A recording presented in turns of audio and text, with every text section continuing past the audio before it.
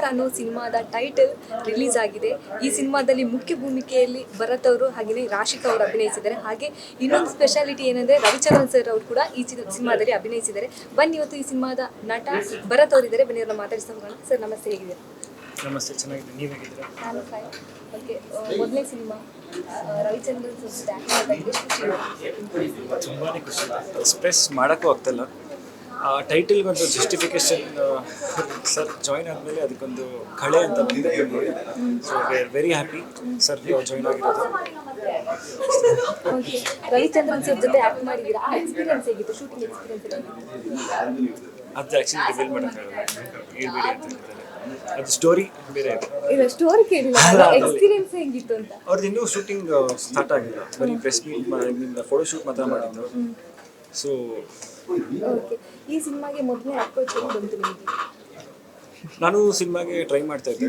So ಇವರು movie team ಅವರು sir director ಮತ್ತು ಪ್ರೊಡ್ಯೂಸರ್ ಅವರು ಹೀರೋ ಸೊ ಒಬ್ಬರು ಯಾರೋ ಸಜೆಸ್ಟ್ ಮಾಡಿದ್ದಾರೆ ನನಗೆ ನಿಮ್ಮ ಫೋಟೋಸ್ ಕಳಿಸಿ. ಸರ್ ಅವಾಗ ಇಷ್ಟ ಆಗಿ ಕಳಿಸಿ ಮಾತಾಡಿ ಫಿಕ್ಸ್ ಮಾಡಿ ಆಡಿಷನ್ ಥರ ಆ ಥರ ಮಾಡಿ ಆ್ಯಕ್ಟಿಂಗ್ ಎಲ್ಲ ಚೆಕ್ ಮಾಡಿ ಆಮೇಲೆ ಫೈನಲೈಸ್ ಮಾಡಿದ್ರು.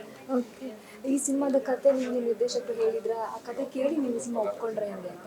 ಹೌದು, ಕಥೆಗೋಸ್ಕರನೇ ಒಪ್ಕೊಂಡಿದ್ರು. ಬಿಕಾಸ್ ಇದೊಂಥರ ಲವ್ ಅನ್ನೋದು ಒನ್ಲಿ ಹುಡುಗ ಹುಡುಗಿದಲ್ಲ, ಅಪ್ಪ ಮಗಳು, ತಂದೆ ಮಗ, ನಮ್ಮದು ಆ ಥರ ಇದರಲ್ಲಿ ಜಾಸ್ತಿ ಫೋಕಸ್ ಆಗಿದೆ.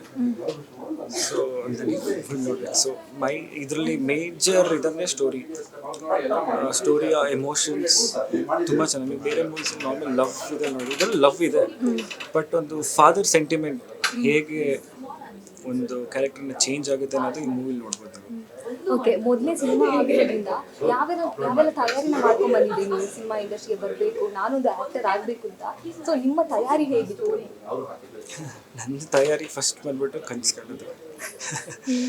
ಅದೇ ನಿಜ ಆಗೋದಲ್ಲ, ಫಸ್ಟು ಡ್ರೀಮ್ ಮಾಡಬೇಕು, ಅದಾದಮೇಲೆ ಅದ್ರ ತಕ್ಕಂಗೆ ಜಿಮ್ನಾಸ್ಟಿಕ್ಸ್, ಬಾಡಿ ಫ್ಲೆಕ್ಸಿಬಿಲಿಟಿ, ಆಮೇಲೆ ಹೆಲ್ತಿ ಡಯಟ್, ಆಮೇಲೆ ಒಳ್ಳೆ ಡ್ಯಾನ್ಸ್ ಕ್ಲಾಸಸ್, ಆಮೇಲೆ ಆ್ಯಕ್ಟಿಂಗ್ ಎಲ್ಲ ವರ್ಕ್ಶಾಪ್ಗಳೆಲ್ಲ ಮಾಡಿ.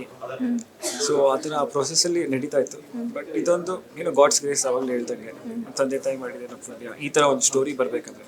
ಇದಕ್ಕಿಂತ ಮುಂಚೆ ಎಷ್ಟೊಂದು ಬಂದಿತ್ತು ಎಲ್ಲ, ಬಟ್ ಈ ಮೂವಿ ನನಗೆ ಕಂಪ್ಯಾರಿಸನ್ನೇ ಇಲ್ಲ. ಈ ಥರ ಒಂದು ಮೂವಿ ನನಗೆ ಸಿಗ್ತಾ ನನ್ನ ಹಾರ್ಡ್ ವರ್ಕ್ ನನಗಿದೆ ಏನೋ ಪುಣ್ಯ ಅಂತ ಹೇಳ್ಬೋದು. ಆ್ಯಕ್ಚುಲಿ ಚಿಕ್ಕದಾಗಿ ನಿಮ್ಮ ಪಾತ್ರದ ಬಗ್ಗೆ ಹೇಳೋದು? ನನ್ನ ಪಾತ್ರ ನಾನು ಇವಾಗ ರಿಯಲ್ ಲೈಫಲ್ಲಿ ಹೆಂಗಿರ್ತೀನೋ ಅದು ರೇಟ್ ಆಪೋಸಿಟ್ ಪಾತ್ರ. ಒಂದೊಂಥರ I am an artist. Artist ಅಂದರೆ ಪೇಂಟರ್. ನಂದು ಬರೀ ಚಿತ್ರ ಬಿಡಿಸೋದು, ಹೀರೋಯಿನ್ಗೆ ರೇಗಿಸೋದು, ಅವಳಿಂದೇ ಓಡಾಡೋದು, ಕಾಸ್ಟ್ಯೂಮ್ ತುಂಬ ಚೆನ್ನಾಗಿದೆ. ಆ್ಯಕ್ಚುಲಿ ಕಾಸ್ಟ್ಯೂಮ್ ನಂದೊಂಥರ ಒಂದು ಇದರಲ್ಲಿ ಹೇಳ್ಬೇಕಂದ್ರೆ ತುಂಬ ಜೋವಿಯಲ್, ಏನಕ್ಕೂ ತಲೆ ಕೆಡಿಸ್ಕೊಳ್ಳಲ್ಲ. ಅವನಾಯ್ತು, ಹೀರೋಯಿನ್ ಕಥೆ ಆಯ್ತು ಅಷ್ಟೇ. ನನ್ನ ಫೋಕಸ್ ಇರೋದು ಹೀರೋಯಿನ್ ಮೇಲೆ, ಅದು ಬಿಟ್ಟು ಇನ್ನೇನು ಫೋಕಸ್ ಇದು ಇಲ್ಲ. That is my character.